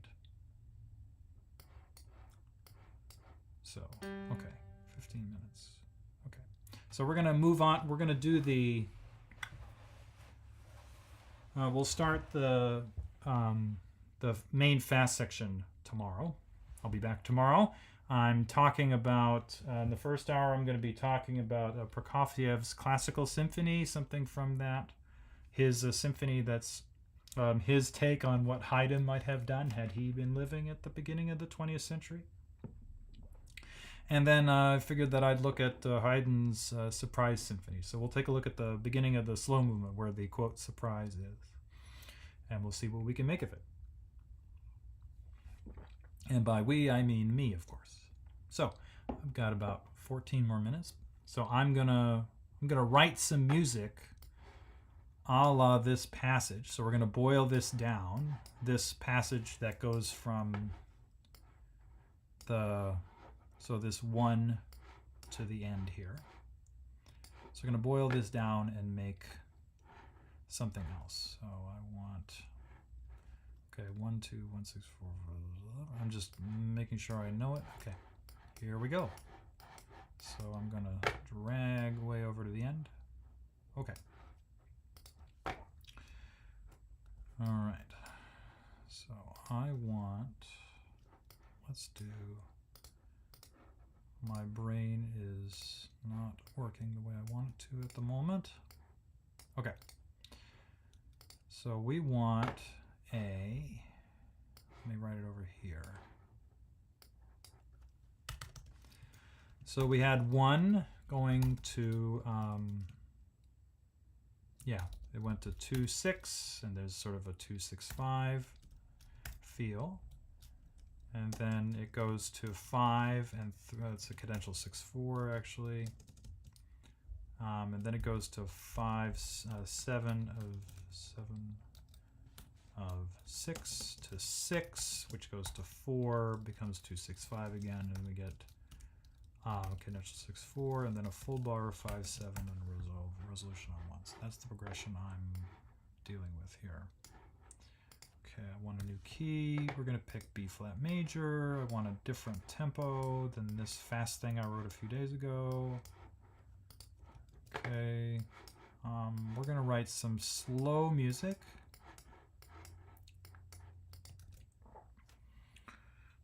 Will any of this get screwed up if I do? No, I want to do it in major key. Okay, so we'll call it slow. And here we go. 72 is good for me. All right, so what I want to do here is, so this is in 3. Let's do 2.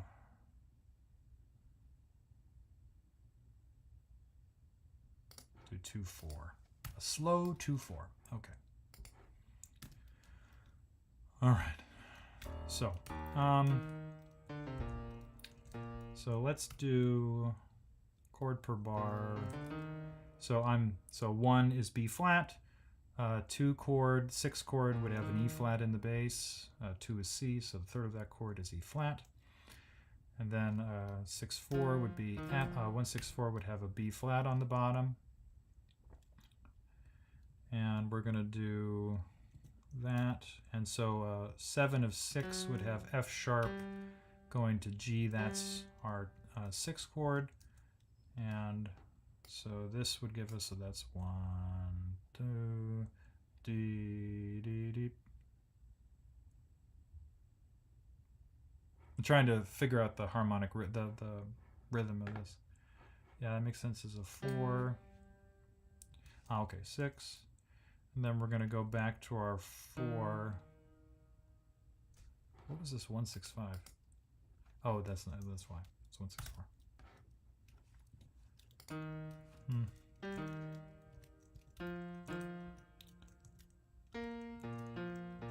Okay, that'll be my progression. Okay, here we go. Okay, so I want. So let me write this out. What this would be. So this is a B flat chord. This will be not what I wanted. This will be an C over C minor over E flat. And then this here is going to be B flat over F. And we're going to do, that's the special chord. It's an F sharp fully diminished 7. I'm going to remember that one. G minor. And then we're going to start with an E flat chord and then move to C minor. So I'm going to do 2 chords in that measure to set up the pattern that I'm going to do B flat over F, and the second half of this bar is going to be an F7, and then I'm going to go to B flat. Okay.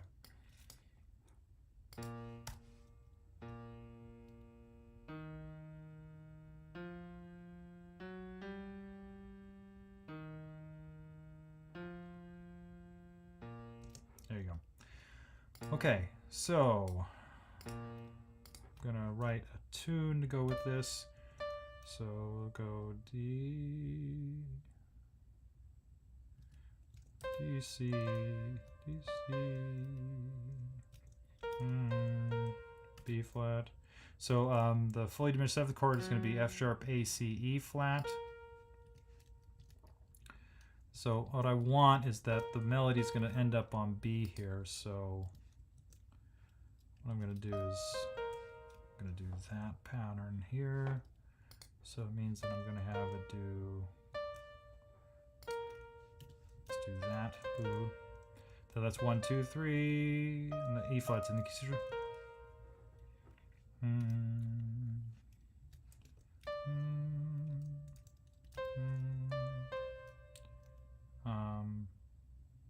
I wanted this to be an E flat chord.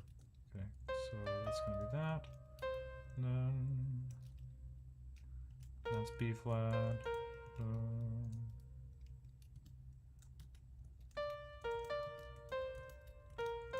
So let's see what that sounds like.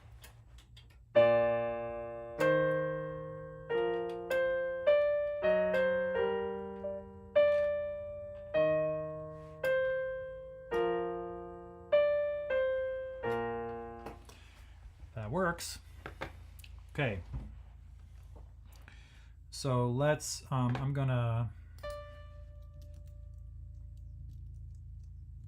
want to signal that I'm going to do this 16th notes later, so I want to have that happen a couple of times.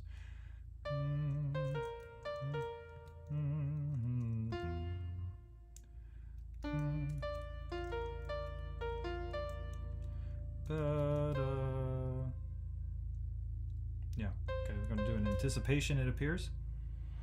So let's activate the bass here and have more things happen.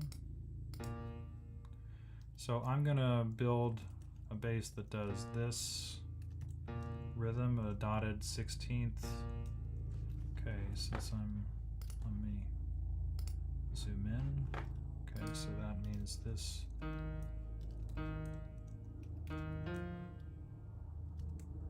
And then that'll do that.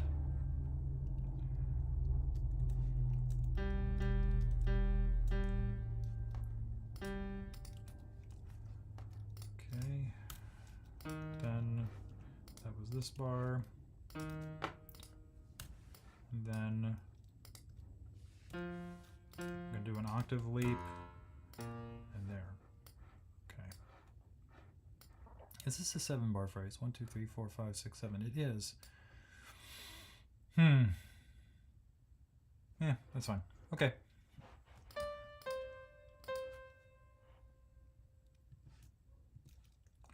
Okay, so I'm going to continue the rhythm from measure 1. I'm going to have a passing tone.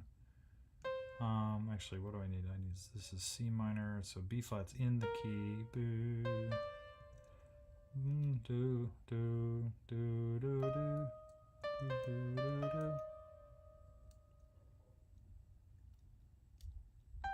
So let's leak down to G here. And then it can,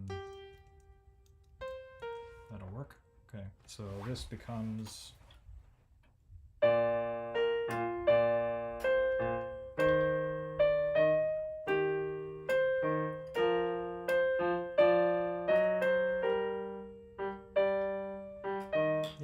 okay, that's working.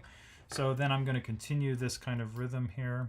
So what I want to do is do something similar to this again.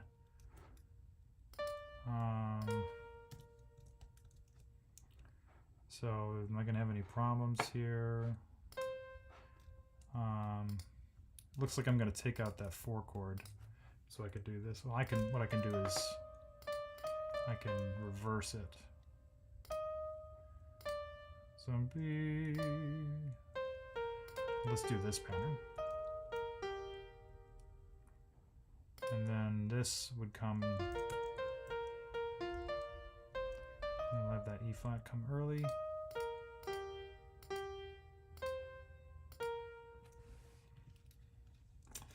I want to do a turn.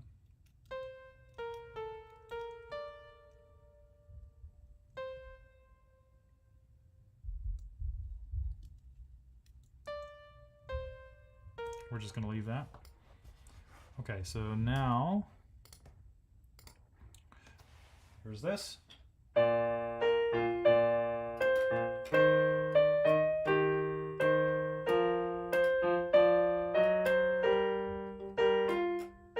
I need to get rid of that F there. It needs to be a G.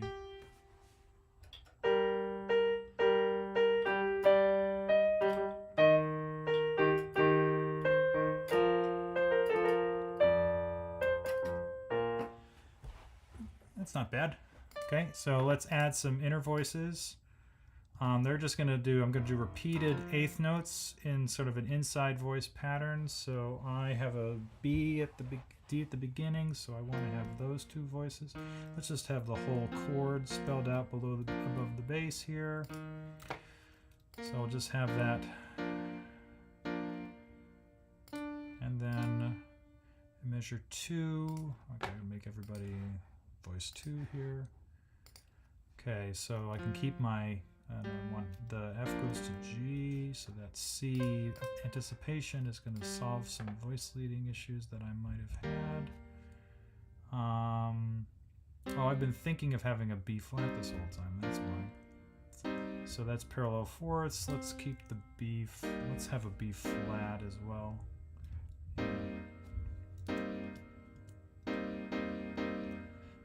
Okay, and then the F.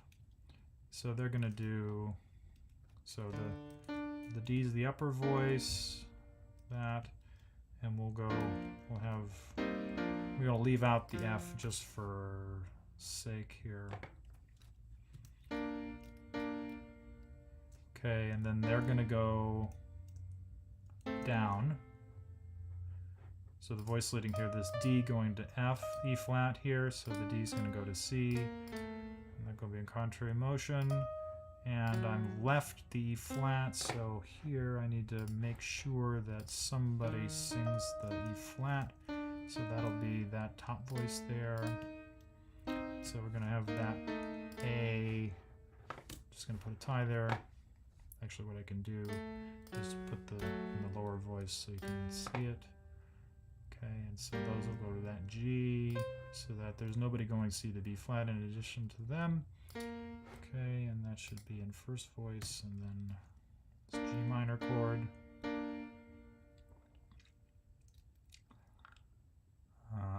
Okay, solution here is to then, yeah, no, I'm going to leave it the way it is.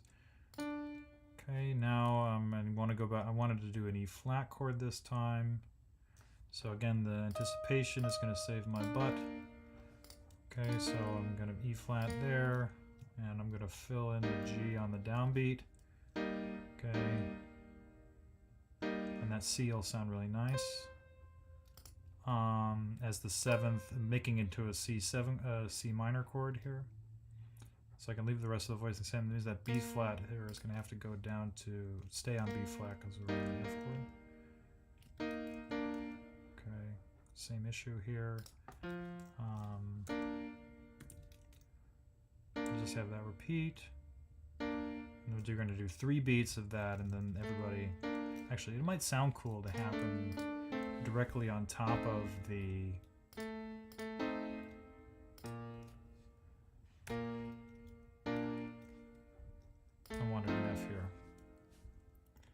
What am I going to leave out? There's the C voice. We're going to leave out the C voice. Okay, the D goes up there, the B flat goes to B, and there's a doubled F in my mind. It's going to be there, and then the F can be there. All right, here we go. Let's listen.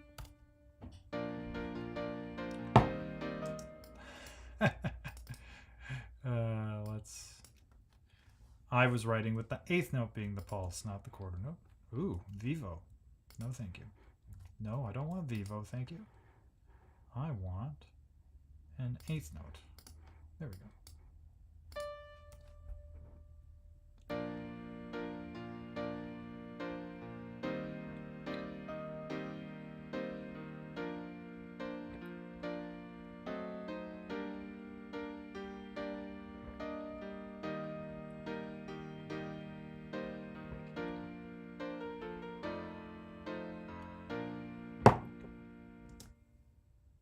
Yay! Okay. It's okay. It works. So what I want to point out about what I've been doing is that, so I'm applying all the stuff I learned how to do in classes and stuff. I've got it so internalized that I can just make up mediocre sounding classical music, classical period music out of thin air, right? But notice the pattern I used. I'm using the Beethoven as a schematic. I'm making changes as I see fit. I figure out the bass line and a kind of a pattern I want to do. And then I made a melody to fit with the chords that I had in mind, right? And, excuse me. And then I built kind of a schematic against the bass line of a melodic idea. And then I figured out the important places that I wanted to do something interesting, like how I wanted to cadence here, how I wanted to start, what I was going to do about that chromatic note that I had to deal with, the F sharp, knowing that I was going to have an F sharp A C E flat chord, so that. And then I found a rhythmic motive that I could bring back and use in different places so that I could end up with different things, or so that I could build this out. So let me see. Da dee da dee da da dee dee dee da dee dee dee dee da dum ba da dee dee. Yeah. Oh, I've got a better idea. Let's make this an F. Let's try this. Did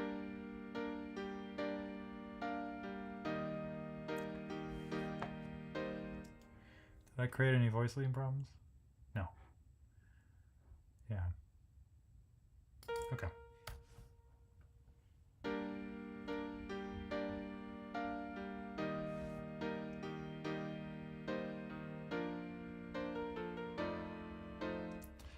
The real solution here is to do that.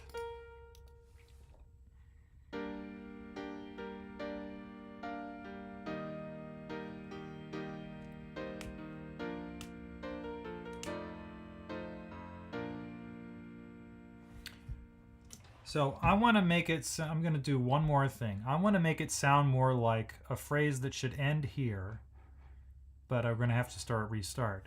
And the way that I'm going to do that is I'm going to extend this. I want to make there to be a clear 5 here. So what I'm going to do is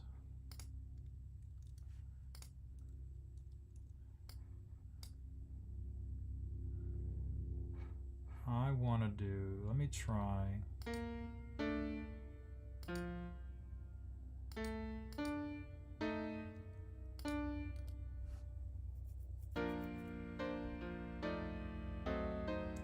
So what I'm going to do is I'm going to take the turn and put it back here.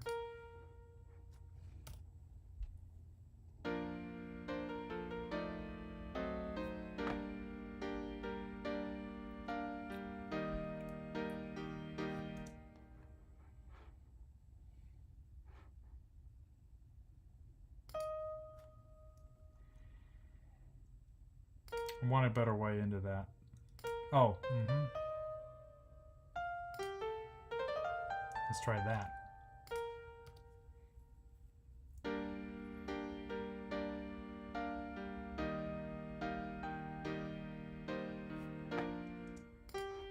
going to make the melody louder. And I just want it to be for that. So I'm going to take this stuff down here and make it basso forte, and I want that to be both voices.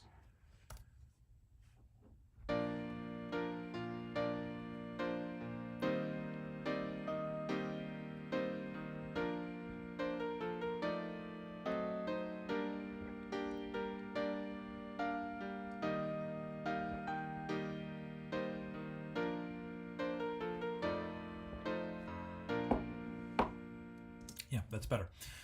Okay, so what I did is, I made this beat happen, the F chord, so that I could signal the cadence better, and then the turn also helped with the cadence signaling. And then the repeated B flats here wasn't working, so I switched the B flat and the G here to give me a better contour.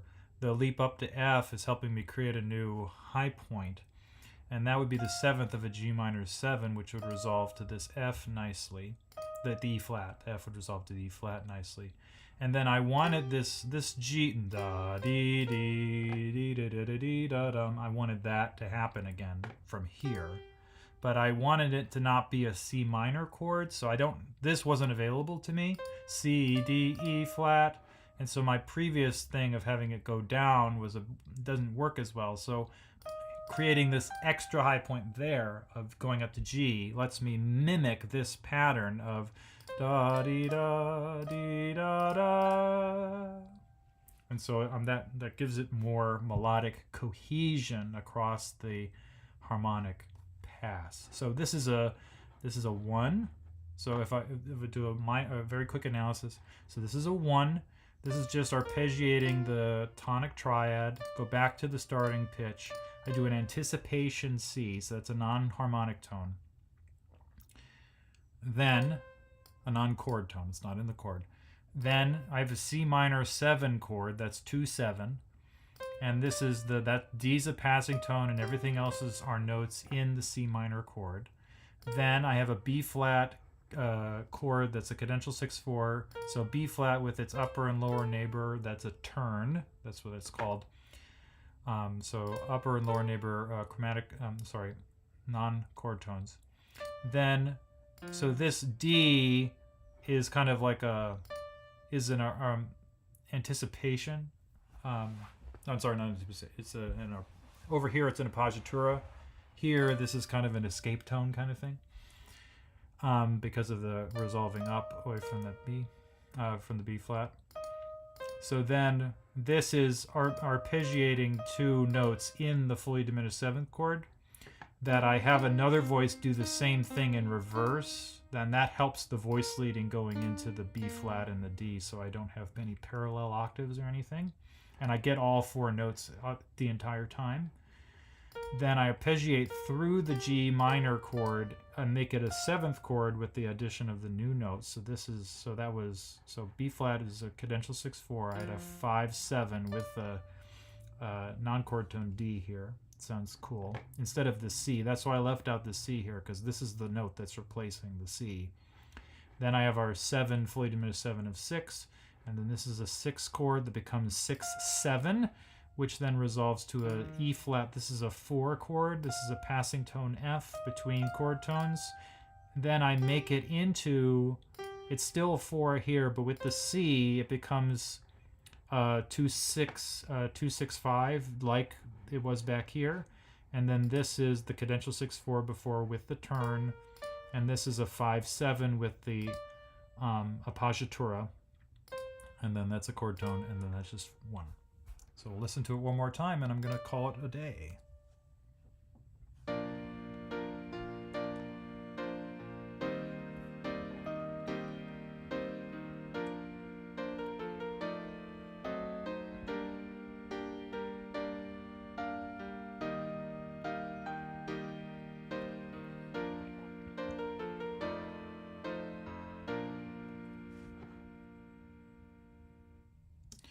Okay, so I'll be back tomorrow to talk about Prokofiev, Haydn, and more Beethoven. We start with the fast sections, so we're finally out of the introduction starting tomorrow. Thanks for watching. You can tune in tomorrow at 3 o'clock standard Eastern Daylight Time. It's when I start these for me to do that. So that's tomorrow, Thursday, March 28th. So otherwise, if you're watching this afterward, thank you for watching. Feel free to leave a comment if you have a question or want to tell me something. Have a beautiful day. This has been Music Corner. I'm David Kulma.